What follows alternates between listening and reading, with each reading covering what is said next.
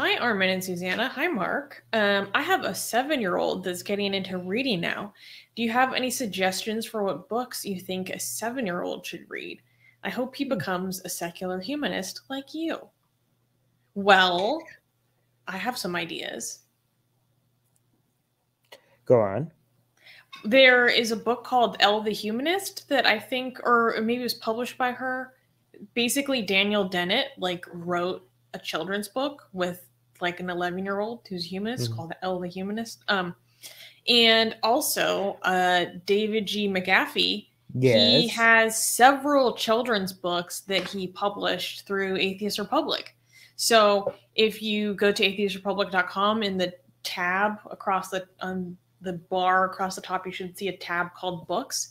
And then he has books like the Book of Beliefs, the Book of Gods, the Book of Religions. No, it's the Belief Book.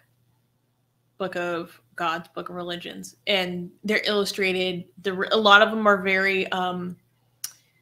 they use active engagement with the child. Like, so for the one with, I think it's the Book of Gods, where it's like, draw your own God, you know. Make up your own God.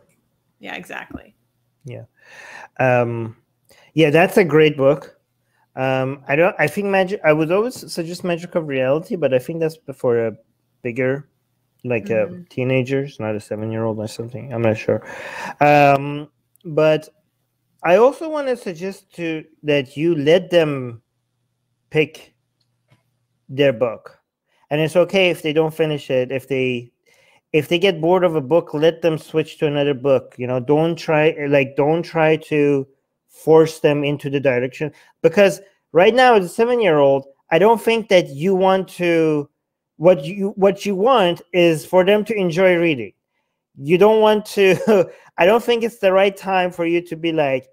I don't think there's any time for you to be like trying to maneuver them into a certain ideology or certain way of thinking. I think you just want to make them love reading, right? And to make them love reading, your highest priority should be them picking things that they seem to be enjoying. Because if you give them something that they might enjoy less, but you think there is putting them in the right direction, then you're sacrificing the potential for them to actually enjoy reading so much, right? So, and also let it, because it's important for me. It's important. I think it's important that they love reading. I think. Okay, by the way, me and Susanna are not experts in raising children and stuff like that. So do not take our advice as professional advice. I think it's completely child-free. Yes. That doesn't matter. We're just not experts, right? If you're child free and you're expert, is fine, right? Like, people think like you become an expert if you have a child. Yeah, no. Most people that have kids, they're not experts at all at raising children. I mean, have you seen their children? Yeah, but I think like it should be even okay if they go like a little bit into the book, and if they don't enjoy it, you should let them switch. Okay, because if you make them finish it, then they're gonna hate it. You know, if they don't finish a book and they switch to something that they like more, let them do that, because the whole idea is encourage them to enjoy the process, right? Don't push it to them. Just make them have fun with it. Maybe see what environments makes them enjoy it more. Maybe like, I don't know, like are there certain books that come with their own merch? If they finish a book, or if they halfway through a book, can you buy merch related so that they could see the characters in the book come into real life? Every time they maybe like, what I would do is like, if they're into a book, I'll make their room the theme of that book, you know, or something like that. You know, maybe read with them when they're reading. I will read my own book next to them. Or if every time they find something interesting in the book and they want to tell me and they want to show me, I would like read with them, read that part that they just read with them, get them to explain something to me, what they found exciting about something they read. There's so many, but there's a lot of trial and error, right? It's just like you have to see what kind of activity or what kind of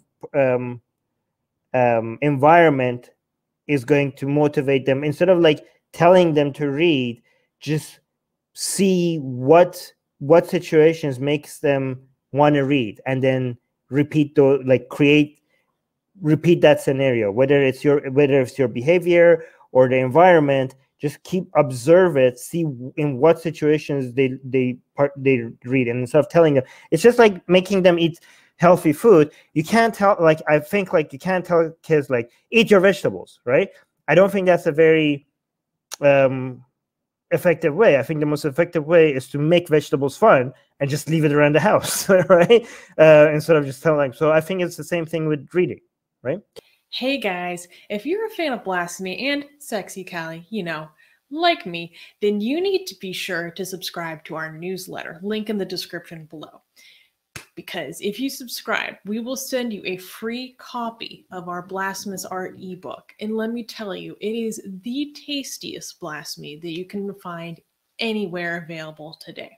And we are so generous with our blasphemy that we continue to send you more blasphemy every week. So make sure to subscribe, link in the description below.